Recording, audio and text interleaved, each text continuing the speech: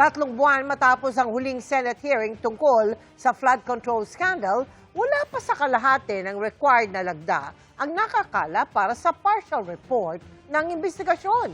Puna ni Senador Amy Marcos, may mga pilit umanong tinatabunan. Ang tugon ni Senador Panfilo Lacson sa pagtutok ni Mav Gonzalez.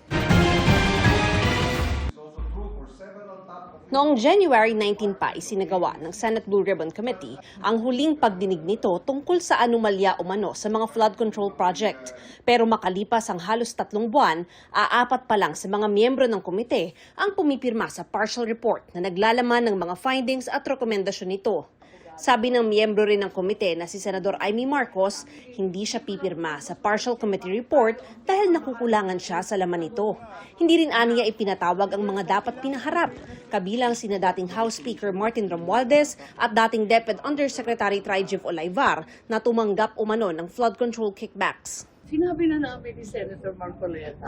Di ba gumawa na kami ng Minority sariling report dahil very disappointed kami na hindi talaga tinutumbok yung mga Marines, yung iba't ibang testigo, si Tryjeff, si Martin. Nakatambay lang naman yung mga yan bakit hindi hilain dito at magsalita?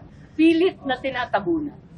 Iniugnay si Romualdez sa flood control scandal at ayon sa ombudsman, inihahanda na ang plunder case laban sa kanya.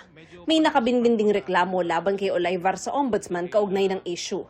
Hinihinga namin sila ng pahayag pero dati na nilang itinanggi ang mga alegasyon.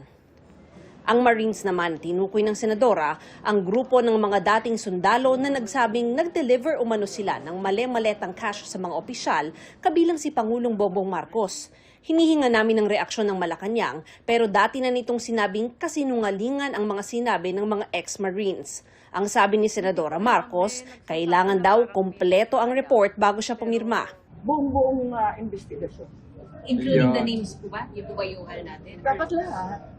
Tugon ni Senate Blue Ribbon Committee Chairman Senador Ping Lacson, hindi naman niya inasahang may pipirma sa partial Blue Ribbon Committee report na tulad ni Senadora Marcos na taga-minorya. Nasa sa kanila na raw yun kung hindi nila tutuparin ang kanilang tungkulin bilang mga miyembro ng komite. Kumpiyansa si Lacson na makakakuha siya ng dagdag na 5 pang pirma para makumpleto ang kinakailangang majority na 9 na lagda para mailabas sa plenary ang kanilang report. Sa ngayon, sinuspindi muna ni Lacson ang mga pagdinig ng komite sa flood control scandal at ire-report muna niya sa plenaryo ang laman ng partial committee report. Mav Gonzalez, Nakatutok, 24 Oras.